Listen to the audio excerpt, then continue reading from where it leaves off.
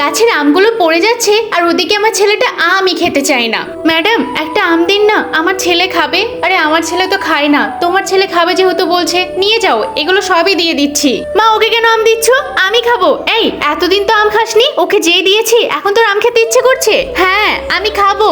কোনো ব্যাপার না ম্যাডাম, আমরা এখান থেকে চলে যাচ্ছি। বাবু চল, গাছের কত লাউ হয়েছে। ম্যাডাম দাঁড়ান না, আমার গাছের লাউ যদি আপনি নিতে পারেন ভালোই হতো। আচ্ছা ঠিক আছে, আমাকে একটা দিয়ে দাও তাহলে। এই নিন ম্যাডাম, খুব ভালো লাউ এটা। আরে এরা গরিব, তারপরও মানুষের সাহায্য করে। আমি বড়লোক হয়ে ওদের সাহায্য করতে পারি না। ওনার ছেলে তো আম খেতে চেয়েছিল, আজকে গাছ থেকে অনেকগুলো আম পারবো, তারপর ওদেরকে দিয়ে আসবো। মা মা তুমি কার জন্য আম পারছো? আরে আমার জন্যই পারছি, আমার খেতে ইচ্ছে করছে তো। ও ঠিক আছে, তুমি তাহলে আম পেড়ে খাও, আমি ওই বাগানে গেলাম। আরে মা আবার আম নিয়ে কোথায় যাচ্ছে? গিয়ে দেখি তো। এই বাবু, এই নাও, তুমি আম খেতে চেয়েছিলে না, এই নাও এই আমটা তুমি খাও। মা মা তুমি ওকে আম কেন দিলে?